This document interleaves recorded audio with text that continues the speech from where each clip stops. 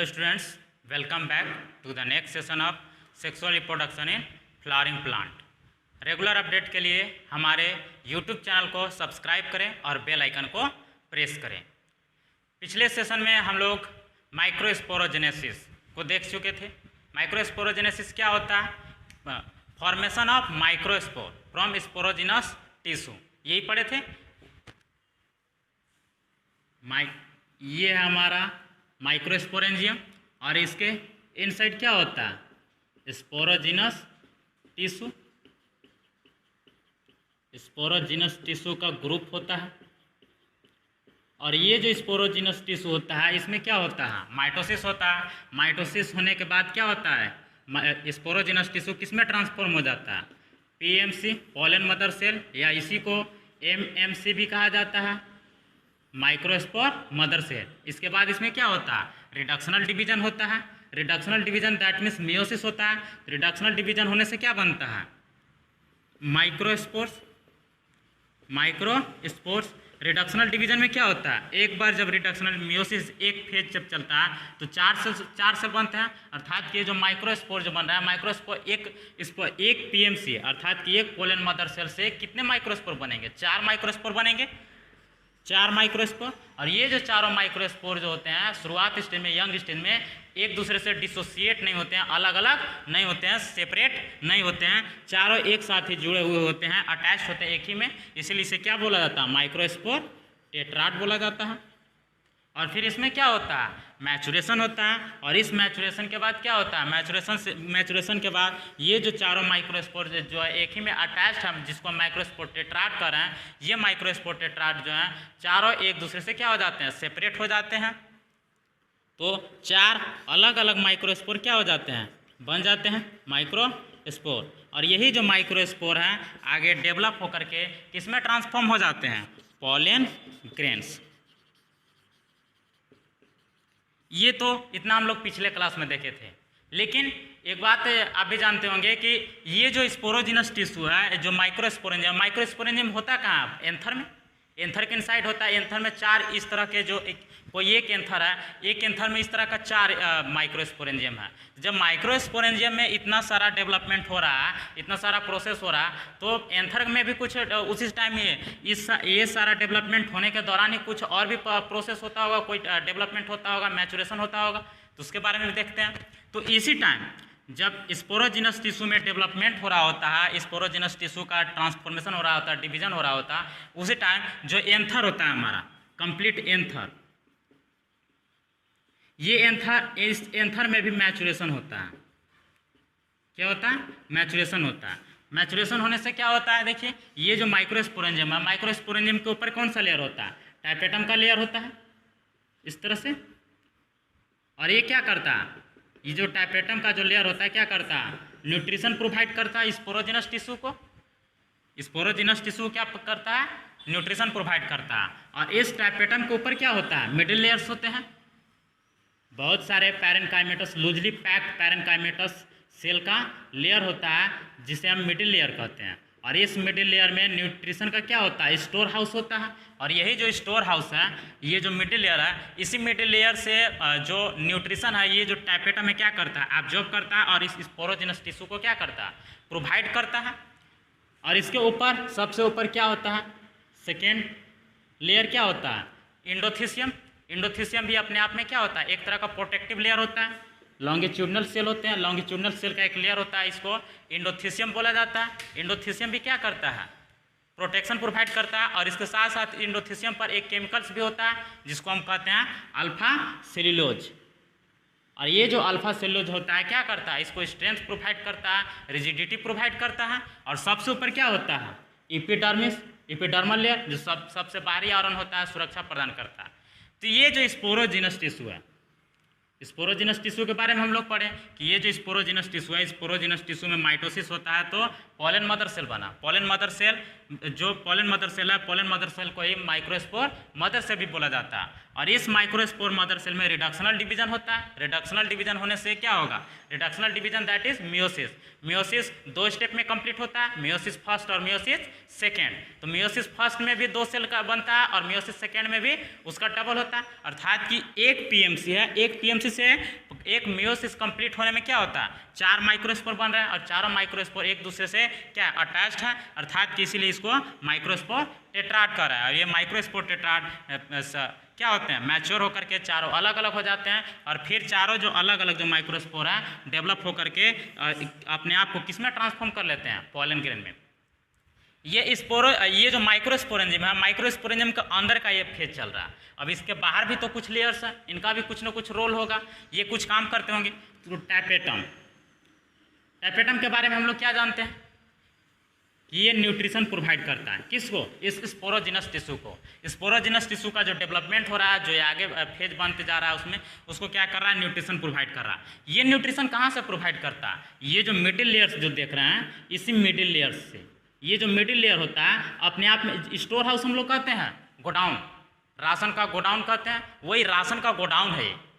Nutrition का क्या है, स्टोर हाउस है। इसी स्टोर हाउस से ये जो टैपेटम है क्या कर रहा है, न्यूट्रिशन को क्या कर रहा है, कंज्यूम कर रहा है, एब्जॉर्ब कर रहा है और इधर फिर से जो स्पोरोजिनस टिश्यू है इसको क्या कर दे रहा है, ट्रांसफर कर दे रहा है, प्रोवाइड कर दे रहा है। तो धीरे धीरे क्या होता है, जैसे जैसे मैचुरेशन होता है, ये जो मिडिल लेयर्स है, मिडिल लेयर कंज्यूम होते चला जाता है, घटते चला जाता है। जैसे जैसे एंथर मैच्योर हो रहा है, ये मिडिल लेयर क्या होते जा रहा है, इसका जो लेयर है इसमें कमी आते जा रहा है। क्यों, क्योंकि जो न्यूट्रिशन है, न्यूट्रिशन यूज होते चला जा रहा है। जब न्यूट्रिशन यूज होते चला जाएगा तो घटेगा ही घटेगा, ऑब्वियस सी बात है। इसीलिए जब कोई एंथर जो होता है जब कंप्लीट मैच्योर हो जाता है तो उसमें मिडिल लेयर ना के बराबर रहता है। शुरुआत में जब यंग एंथर होता है तो उसमें पूरी तरह से क्या होता है, मिडिल लेयर भरा हुआ होता है। लेकिन जब एंथर कंप्लीटली मैच्योर हो जाता है तो मिडिल लेयर पूरी तरह से क्या हो जाता है, कंज्यूम कर ले जाता है, यूज कर ले जाता है। इसके बाद क्या है, ये हमारा एंडोथीसियम। एंडोथीसियम के ऊपर क्या होता है, अल्फा सेलोज होता है, ये भी लिविंग सेल है, इसके लॉन्गिट्यूडनल वॉल पे अल्फा सेल है। तो जब यहाँ देखिए क्या हो रहा है, ये जो मिडिल लेयर है, मिडिल लेयर कंज्यूम कर लिया जा रहा है, मिडिल लेयर कंज्यूम कर लिया जा रहा है। इसके साथ साथ मिडिल लेयर जब कंज्यूम कर लिया जा रहा है तो यहाँ का जो एरिया है वो क्या हो गया, वैकेंट हो गया, खाली हो गया। और जब वैकेंट हो गया तो यहाँ पर क्या होगा, फ्लूइड भरेगा, और ऑब्वियस बात है वाटर आएगा। और इस वाटर का भी यूज क्या कौन करेगा, स्पोरोजिनस टिश्यू। जब यहाँ पर जो वाटर है जब इसका यूज होते जाएगा तो धीरे धीरे क्या होते जाएगा, जब एंथर जब ये मैच्योर हो रहा है, पॉलन ग्रेन डेवलपमेंट हो रहा है, तो इसमें वाटर का भी जरूरत पड़ेगा। तो यहाँ से जब ये जो मिडिल लेयर है, मिडिल लेयर जब कम्प्लीटली जब खत्म हो जाता है, जब यूज हो जाता है तो इसको और भी वाटर लेवल चाहिए, फ्लूइड चाहिए। वो वाटर लेवल और फ्लूइड कहाँ से आता है, ये एंडोथीसियम लेयर से आता है। यहाँ पर एंडोथीसियम सेल का जो लेयर है, यहाँ से भी वाटर क्या हो रहा है, निकलने लग रहा है। तो जब वाटर काम आ रहा है किसी भी सेल से, जब वाटर बाहर निकल रहा है तो उसमें डिहाइड्रेशन होगा, अर्थात कि वाटर का जो कंटेंट है क्या हो रहा है, नीचे जा रहा है, धीरे धीरे डाउन कर रहा है। तो जब कोई सेल है, कंप्लीट एक सेल है, इसमें मानते हैं कि 1 लीटर क्या वाटर है, पानी है। अब इस 1 लीटर पानी से क्या हो रहा है, इसके जो सरफेस है, इस सरफेस से बाहर निकल रहा है। तो धीरे धीरे कुछ न कुछ कम होगा। एक समय ऐसा आएगा कि 1 लीटर में से ½ लीटर वाटर जो है क्या हो गया, बाहर निकल गया। तो इसके अंदर जो सेल के अंदर जो है जो वाटर कंटेंट था, अब कितना शेष रहा, रेस्ट ऑफ द ½ लीटर ही रहा। तो अब क्या ये जो सेल है, सेल का जो शेप है, शेप मेंटेन रह पाएगा, मेंटेन तो नहीं रह पाएगा। क्यों, क्योंकि ये जो कोई भी सेल है, सेल के ऊपर क्या होता है, प्लाज्मा मेम्ब्रेन होता है। प्लाज्मा मेम्ब्रेन क्या होता है, फ्लेक्सिबल होता है, अपने आप का जो उसके इनसाइड में जो उसके अंदर में जो कंटेंट होता है, उस कंटेंट के अकॉर्डिंग अपना शेप को क्या करते चला जाता है, चेंज करते चला जाता है। जब उसमें जो फ्लूइड मटेरियल है जब उसमें भरने लगेगा, जब उसके अंदर आएगा तो क्या होगा, वो फूलने लगता है, स्वेलिंग होने लगता है। लेकिन जब वही अगर बाहर निकल रहा है तो क्या होगा, उसका साइज क्या होगा, धीरे धीरे कम होगा, अर्थात कि सेल क्या होते चला जाएगा, श्रिंक करते चला जाएगा, कम होते चला जाएगा। लेकिन ये तो नॉर्मल सी बात है। इसका जो लॉन्गिट्यूडनल वॉल है, जो लंबवत जो वॉल है, इस लंबवत वॉल पर क्या होता है, अल्फा सेलुलोज का एक लेयर मौजूद होता है। और अल्फा सेलुलोज का जो लेयर होता है, सेल्यूलोज, आप लोग जानते हैं कि बहुत ही हार्ड मटेरियल होता है, बहुत ही स्ट्रॉन्ग मटेरियल होता है। तो ये जो स्ट्रॉन्ग मटेरियल है, क्या इस सेल का जो शेप है, उस शेप को कम होने देगा, नहीं होने देगा, श्रिंक नहीं होने देगा।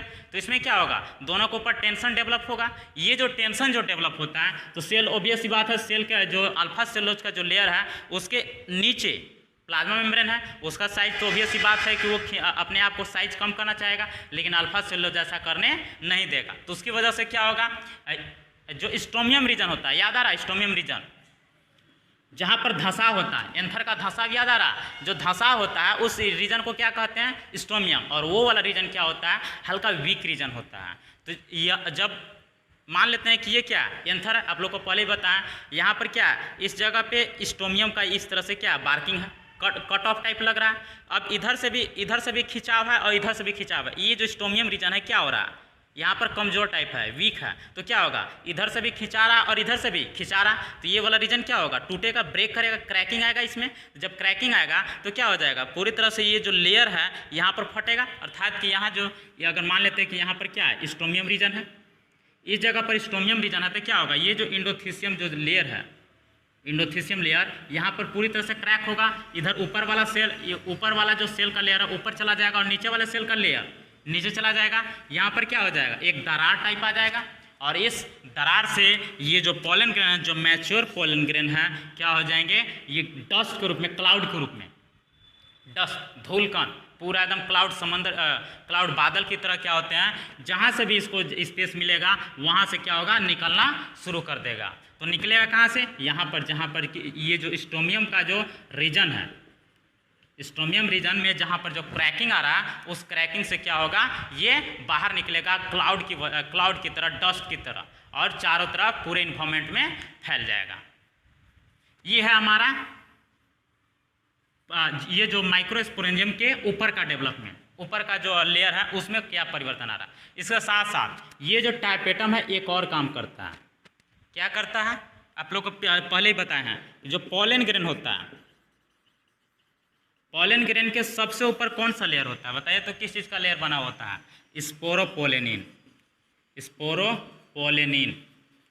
आप लोग जानते होंगे कि जो घास वगैरह होते हैं, जो ग्रास लेवल होते हैं, या जो भी जितने भी लगभग जो पॉलन ग्रेन्स होते हैं, एक्चुअल में जो पॉलन ग्रेन्स, सीड नहीं, पॉलन ग्रेन्स के ऊपर एक कवर होता है, एक केमिकल्स होता है, उस केमिकल्स का नाम है स्पोरोपोलेनिन। और ये इतना हार्ड मटेरियल होता है, इतना स्ट्रॉन्ग होता है कि इसको कोई क्या कर सकते हैं, इसको कोई क्रैक नहीं कर सकता, कोई भी केमिकल इसको ब्रेक नहीं कर सकता। ये नॉन बायोडिग्रेडेबल भी होता है, बहुत स्ट्रॉन्ग, रेजिड होने के साथ साथ नॉन बायोडिग्रेडेबल। इसीलिए सुने होंगे कभी कभी कि जब खुदाई वगैरह होता है तो बहुत पुराने समय का पॉलेंस मिलता है फॉसिल्स के रूप में, फॉसिल्स जीवाश्म के रूप में, तो उसका सबसे बड़ा वजह है ये स्पोरोपोलेनिन। ये स्पोरोपोलेनिन जो होता है नॉन बायोडिग्रेडेबल मटेरियल है, नॉन बायोडिग्रेडेबल मतलब कि ये किसी भी माइक्रोब्स के द्वारा भी किसी भी माइक्रोब्स के द्वारा ये कंज्यूम नहीं किया जा सकता है, क्रैक नहीं किया जा सकता, जैसा है वैसा का वैसा ही रहेगा। इसको जला नहीं सकते, इसको तोड़ नहीं सकते हैं। ठीक है, समझ में आ गया होगा। तो ये है हमारा माइक्रोस्पोरेंजियम का डेवलपमेंट, माइक्रोस्पोरेंजियम के अंदर माइक्रोस्पोर का डेवलपमेंट, और उसके साथ साथ ये जो बाहर का जो लेयर है इसमें क्या डेवलपमेंट हो रहा है, क्या ट्रांसफॉर्मेशन हो रहा है, ये सारा का सारा स्टेप है। ओके, तो इसको हम कुछ नोट्स कर लेते हैं।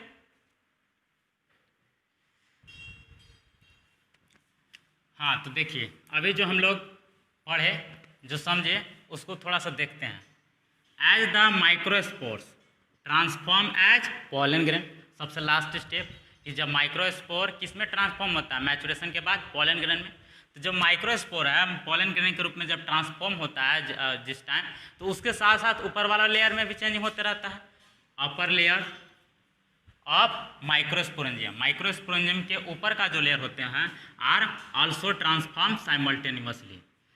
जो माइक्रोस्पोर्स है पॉलन ग्रेन में के रूप में जिस समय ट्रांसफॉर्म हो रहा होता है, उसी समय सेम टाइम जो माइक्रोस्पोरेंजियम को ऊपर का जो लेयर है वो भी ट्रांसफॉर्म हो रहा होता है, चेंजिंग, उसमें भी चेंजिंग आ रहा होता है। क्या क्या चेंजिंग आता है, middle layers are consume, middle layer को कंज्यूम कर लिया जाता है। क्यों कंज्यूम कर लिया जाता है आप लोग को पता है, पीछे अभी तुरंत बताया, वो न्यूट्रिशन का क्या होता है, स्टोर हाउस होता है, और उस न्यूट्रिशन का जरूरत कहाँ होता है, स्पोरोजिनस टिश्यू को जरूरत होता है माइक्रोस्पोर के डेवलपमेंट के लिए, पॉलन ग्रेन के डेवलपमेंट के लिए। इसलिए वो जो मिडिल लेयर्स है वो कंज्यूम कर लिया जाता है, यूज कर लिया जाता है। अब इसके बाद क्या होता है, टैपेटम, टैपेटम का भी लेयर होता है। और टापेटम क्या बनाता है? Sporopollenin.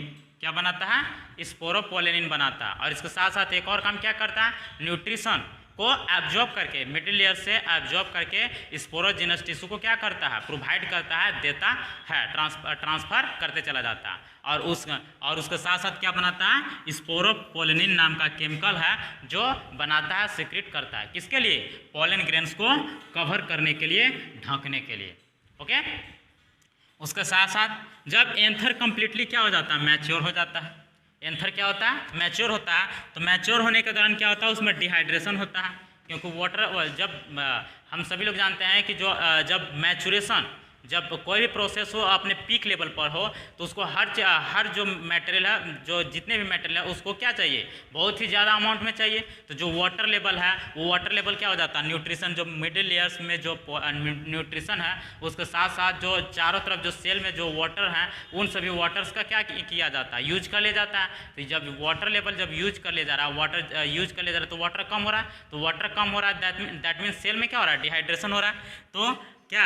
As the anther mature, dehydration हो रहा, leads in shrinking of endothecium cells layer. Endothecium का जो सेल का जो लेयर है उसमें क्या हो रहा है? श्रिंकिंग आ रहा है, उसका सेल का जो साइज है क्या हो रहा है? कम हो रहा है, जिसकी वजह से क्या होता है? Results in cracking of stomium region of anther, जिसकी वजह से एंथर का जो स्टोमियम रीजन होता है क्या हो जाता है? क्रैक कर जाता है, फट जाता है, बस्ट कर जाता है। और जो कम्प्लीटली जो पॉलन ग्रेन है, जो एंथर के इनसाइड जो पॉलन ग्रेन है वो डस्ट क्लाउड, धूल का बादल की तरह क्या हो जाता है? पूरे एंथर से बाहर निकल आ जाता है। और इसके बाद कहीं से भी चाहे वो हवा के रूप में, विंड के रूप में, या इंसेक्ट्स के जरिए या वाटर के जरिए वो क्या तक पॉलिनेशन के लिए आगे मूव करने लगता है। ओके, आई होप कि आप लोग समझ गए होंगे। तो अब हमारा क्या टॉपिक आता है? Pollen grains. देखिए क्या पॉलन ग्रेन्स। अब हम लोग माइक्रोस्पोरोजेनेसिस से हमारे पास एक यंग पॉलन ग्रेन हमें मिला, यंग पॉलन ग्रेन हमें मिला। अब इस यंग पॉलन ग्रेन में भी कुछ डेवलपमेंट होता होगा। शुरू में जब माइक्रोस्पोर से पॉलन ग्रेन में ट्रांसफॉर्म हुआ, इस पॉलन ग्रेन अभी तुरंत बना है, तो उसमें क्या, उसका स्ट्रक्चर क्या होता है, किस तरह से उसमें भेज जाता है, उसमें किस तरह का डेवलपमेंट होता है, उसको थोड़ा सा हम देखते हैं। ओके, तो अब हम लोग किसी भी यंग पॉलन ग्रेन, अभी जो माइक्रोस्पोर से पॉलन ग्रेन के रूप में जो ट्रांसफॉर्म हुआ है, उस यंग पॉलन ग्रेन का स्ट्रक्चर देखते हैं कि यंग पॉलन ग्रेन हमें दिखता कैसा है। ठीक है, तो कोई भी पॉलन ग्रेन है स्फेरिकल शेप में आता है। शेप किस तरह से होता है? स्फेरिकल इन शेप होता है। स्फेरिकल कहने का मतलब गोलाकार। अब स्फेरिकल है, गोलाकार है, इसका कुछ ना कुछ डायमीटर होगा। तो लगभग का जो पॉलन ग्रेन है उसका जो एक एवरेज जो डायमीटर होता है वो होता है 20 to 25 माइक्रोमीटर। 20 to 25 क्या होता है? इसका डायमीटर होता है माइक्रोमीटर में। ठीक है, ये एक यंग पॉलन ग्रेन का स्ट्रक्चर है, एक मैच्योर पॉलन ग्रेन का स्ट्रक्चर नहीं है। कभी भी अगर कहा जाए कि ये एक मैच्योर पॉलन ग्रेन का स्ट्रक्चर है तो बिल्कुल नहीं। एक मैच्योर पॉलन ग्रेन के स्ट्रक्चर के रूप में ये कंप्लीटली रूप से एक गलत है। यह सिर्फ एक यंग पॉलन ग्रेन जो अभी पॉलन ग्रेन बना है पॉलन के रूप में, उस पॉलन ग्रेन का क्या है? ये एक स्ट्रक्चर है। अब तो देखते हैं कि इस स्ट्रक्चर में क्या है। तो जो पॉलन ग्रेन है, पॉलन ग्रेन के ऊपर देखिए लेयर आपको दिख रहा है, यहाँ पर देखिए तो एक मोटा सा लेयर, ये जो मोटा सा लेयर है सबसे ऊपर जो मोटा सा लेयर है, इस मोटे से लेयर को कहा जाता है एक्जाइन। क्या बोला जाता है? एक्जाइन। सबसे बाहर जो लेयर होता है, जो मोटा सा लेयर होता है, उस लेयर को एक्जाइन कहा जाता है। और उसके नीचे एक और लेयर होता है पतला सा, देख रहे हैं, लाइनिंग टाइप का। इस लाइनिंग टाइप का जो लेयर है, जो कवर है, इसको बोला जाता है इंटाइन। तो पॉलन ग्रेन में दो लेयर, एक्जाइन और इंटाइन, एक्जाइन और इंटाइन। अब एक चीज़ और होता है, ये जो एक्जाइन का देख रहे हैं, एक्जाइन का ये जो कवर मोटा वाला जो लेयर है, ये जो थिक लेयर है, ये जो थिक लेयर है, थिक लेयर में कुछ स्ट्रक्चर डेवलप होता है, ऑर्नामेंटेड टाइप का, सजावटी टाइप का, देखने में नुकीलेदार कांटेदार टाइप का स्ट्रक्चर होता है। और इसकी वजह से ये जो है आपको एकदम बिल्कुल ऑर्नामेंटेड टाइप का लगेगा, मोती टाइप का लगेगा और देखने में बहुत ही सुंदर लगता है। अलग अलग तरह के बहुत ही विभिन्न तरह का अलग अलग तरह का आपको पॉलन ग्रेन देखने के लिए मिलेगा। इसीलिए इसका कभी कभी जो अपीयरेंस होता है, अपीयरेंस ऑर्नामेंटेड के रूप में भी आता है, ऑर्नामेंटेड। कभी कभी नहीं, बिल्कुल जो पॉलन ग्रेन होता है उसका अपीयरेंस, जितने भी पॉलन ग्रेन्स हैं उनका अपीयरेंस ऑर्नामेंटेड होता है, बिल्कुल कांटेदार टाइप का ऊपर से और एकदम सुंदर ब्यूटीफुल दिखता है। सबसे बाहर का लेयर एक्जाइन जो कि थिक होता है, क्या होता है, थिक होता है। और ये जो थिक लेयर होता है बहुत ही स्ट्रॉन्ग लेयर होता है, थिक लेयर के साथ साथ स्ट्रॉन्ग लेयर होता है। और नॉन बायोडिग्रेडेबल, ये जो नॉन बायोडिग्रेडेबल इसी के वजह से होता है। और नॉन बायोडिग्रेडेबल कौन से केमिकल अभी तुरंत बताए थे, स्पोरोपोलेनेट। दैट इज ये जो एक्जाइन का जो लेयर होता है, ये एक्जाइन लेयर जो होता है स्पोरोपोलेनिन का बना होता है। स्पोरोपोलेनिन किसका बना होता है, स्पोरोपोलेनिन का बना होता है।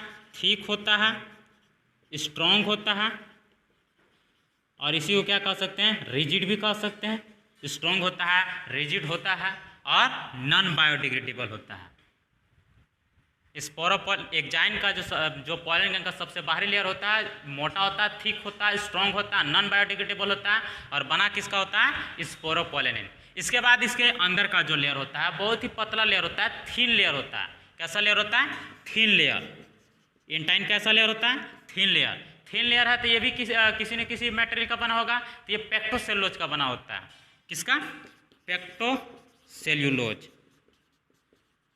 पेक्टोसेलुलोज कहने का मतलब पेक्टिन और सेलुलोज दोनों का कॉम्बिनेशन होता है, पेक्टिन का भी और सेलुलोज का भी ये कॉम्बिनेशन होता है। और ये कम्प्लीटली कंटिन्यूअस लेयर होता है, कहीं भी इसमें ब्रेकिंग नहीं आता। जैसे देख रहे हैं ना, ये जो बाहर का जो एक्जाइन लेयर है, कहीं देख रहे हैं कहीं न्यूक्लियर टाइप निकला हुआ है, कहीं थोड़ा कम है, कहीं कहीं ज़्यादा है, कहीं नाक के बराबर है। जैसे यहाँ देखिए, यहाँ देखिए, यहाँ देखिए नाक के बराबर है, कहीं ज़्यादा है, कहीं कम है। तो उस तरह से ये जो इंटाइन जो लेयर, जो दूसरा जो अंदर वाला लेयर होता है, उस तरह से लेयर नहीं होता है, बल्कि क्या होता है, ये एक कवर के रूप में कंटिन्यूअस लेयर होता है। जितना थिकनेस यहाँ पर है वही सेम थिकनेस यहाँ पर भी, सेम थिकनेस यहाँ पर भी। दैट मीन्स, और दूसरी तरह से कहें तो इसके तुलना में जो एक्जाइन का लेयर है, इसके कंपेरिजन में ये जो इंटाइन लेयर होता है क्या होता है, थिन लेयर होता है। और बना किसका होता है, पेक्टोसेलुलोज का। और इसके साथ साथ ये इसमें इलास्टिसिटी वाला नेचर होता है। क्या इलास्टिसिटी कहने का मतलब खींचना, कहीं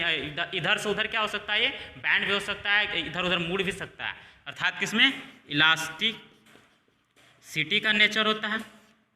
और इसके साथ साथ ये जो लेयर होता है कंटिन्यूअस लेयर होता है। कैसा लेयर होता है, कंटिन्यूअस लेयर। अब इसके साथ साथ एक चीज़ और देख रहे हैं, यहाँ पर देख रहे हैं कहीं कहीं ये जो धसाव टाइप दिख रहा है, धसाव टाइप, यहाँ पर मोटा है, यहाँ पर मोटा है, यहाँ पर मोटा है, यहाँ पर एकदम बिल्कुल, यहाँ पर जो थिकनेस है 9 के बराबर है, बिल्कुल 9 के बराबर। ये जो देख रहे हैं आप, जो थिकनेस है 9 के बराबर, इस स्पेस को बोला जाता है जर्म कोर।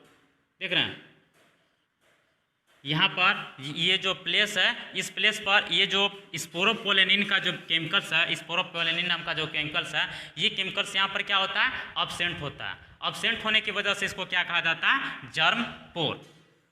क्या कहा जाता है, जर्म पोर। अब ये जर्म पोर है तो यहाँ इसका भी कोई ना कोई पर्पस होगा, जिसका मेन पर्पस होता है पॉलिनेशन।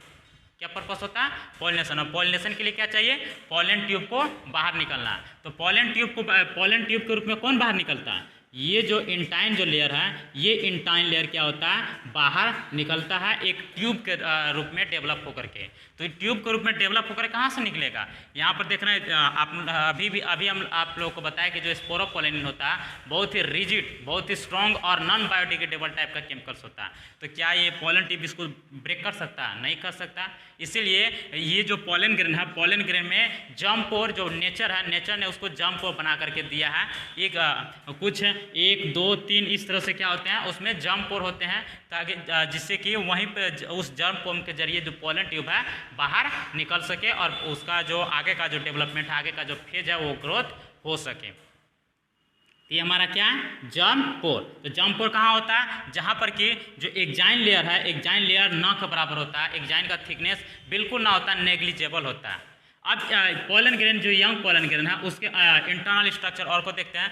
तो कोई भी सेल है, एक पोलन ग्रेन है तो उसका अपना न्यूक्लियस होगा, ऑब्वियस सी बात है। तो ये इसका अपना न्यूक्लियस है और उसके साथ साथ उसमें क्या है, इसमें साइटोप्लाज्मिक कंटेंट होगा, साइटोप्लाज्म तो होगा ही होगा, सेल है तो साइटोप्लाज्म होना ही ऑब्वियस सी बात है। और उसके साथ साथ इसमें वैक्यूल होता है। वैक्यूल किस लिए होता है, बहुत ज़्यादा वैक्यूल क्यों, क्योंकि उसमें बाहर से तो कोई न्यूट्रिशन नहीं मिल रहा है, बाहर से न्यूट्रिशन लेने का कोई चांस है, कोई चांस नहीं है, कहीं से कोई भी न्यूट्रिशन नहीं मिलेगा। इसीलिए इसमें वैक्यूल ऑलरेडी मौजूद होता है, जिससे कि उसमें अपना स्टोर हाउस हो न्यूट्रिशन का, कि आने वाले समय में उसका यूज कर सके। उसके अब देखिए एक और टर्म आता है पोलन किट। ये जो देख रहे हैं एग्जाइन के सबसे ऊपर का लेयर, एग्जाइन के सबसे ऊपर का लेयर, आप लोग कभी कोई फ्लावर वगैरह में इधर उधर जाते होंगे तो देखते होंगे कि हाथ या कोई भी हमारा जो स्किन है टच हो जाता है तो स्टिकी लेयर, हल्का चिपचिपा सा पोलन ग्रेन में लग जाता है, हाथ में लगता है कि लस टाइप का। तो वो जो ऑयली लेयर होता है, जो येलो टाइप का ऑयली लेयर, जो स्टिकी लेयर होता है, उस लेयर को बोला जाता है पोलन किट। और ये जो पोलन किट होता है ये जो एग्जाइन लेयर है, एग्जाइन लेयर के ऊपर मौजूद होता है। और ये उस तरह का पोलन ग्रेन में स्पेशली मौजूद होता है जिसका पॉलिनेशन का जो चांसेज है इंसेक्ट के जरिए हो। इंसेक्ट मतलब कि जो छोटे छोटे जो पक्षी हैं, पक्षी कह सकते हैं, या छोटे छोटे कीड़े मकोड़े, उन सब से जिनका पॉलिनेशन मतलब एक जगह से दूसरे जगह पर ट्रांसफ़र होना होता है, उस तरह के जो पोलन ग्रेन है उनमें पोलन किट मौजूद होता है। ऐसा किस लिए, क्योंकि यहाँ पर क्या ये जो पोलन ग्रेन जानते हैं कि एकदम बिल्कुल क्या माइन्यूट साइज के होता है, माइक्रोमीटर में इनका साइज होता है। तो जब वे जो इंसेक्ट्स हैं, इंसेक्ट उसके ऊपर क्या किसके लिए जो उसमें जो मटेरियल है फ्लावर में, उस फ्लावर का जो नेक्टर है, फ्लावर का नेक्टर को चूसने के लिए क्या करते हैं, उस पर बैठते हैं सक करने के लिए। तो उसी टाइम क्या होता है, जो ये जो पोलन ग्रेन्स हैं उनके बॉडी में क्या हो जाते हैं, इस स्टिकी मटेरियल की वजह से पोलन किट क्या होता है, येलोइश स्टिकी मटेरियल होता है। और इसके साथ साथ येलो होने के साथ साथ ये अट्रैक्टिव भी होता है। अट्रैक्टिव कैसे हो रहा है, कोई फ्लूइड है तो फ्लूइड है तो क्या होगा, लाइट आ रहा है उस पर तो रिफ्लेक्शन होगा। तो येलो कलर का जो रिफ्लेक्शन होता है, इसकी वजह से क्या होता है, ये इंसेक्ट को क्या करता है, अपनी तरफ अट्रैक्ट करता है। और अट्रैक्ट करने का वजह क्या होता है, इसका पोलन ग्रेन का खुद का मूवमेंट। जो इंसेक्ट आ रहा है, इंसेक्ट नेक्टर को क्या कर रहा है, सक करने के लिए आ रहा है, और उसको नेक्टर भी मिल गया, लेकिन उसके साथ साथ क्या हो जा रहा है, ये जो पोलन ग्रेन है इस पोलन किट की मदद से क्या हो जा रहा है, उस जो इंसेक्ट है उस इंसेक्ट के कोई भी बॉडी पार्ट्स है उसमें क्या हो जा रहा है, चिपक जाता है। और उसके बाद क्या हो जाए, जहाँ पर भी पोलन जो इंसेक्ट है दूसरे फ्लावर पर जाएगा तो वहाँ पर क्या हो जाएगा, ये जो क्या हो जाएगा, ये जो पोलन ग्रेन है आगे जा करके वहाँ पर सेट हो जाएगा, रुक जाएगा। तो यहाँ एक जगह से दूसरे जगह मूवमेंट के लिए जो ट्रांसपोर्टेशन के लिए ये पोलन किट जो होता है बहुत ही हेल्पफुल होता है। ओके, तो आप लोग समझ गए होंगे कोई किसी यंग पोलन ग्रेन का स्ट्रक्चर। तो अब हम लोग फिर से मिलेंगे इसके बारे में। ये जो पोलन ग्रेन है, यंग पोलन ग्रेन, इसमें कुछ मैचुरेशन होता है। तो मैचुरेशन का जो फेज होता है, जो डेवलपमेंट होता है, उसको हम लोग अगले क्लास में देखेंगे। तब तक के लिए धन्यवाद।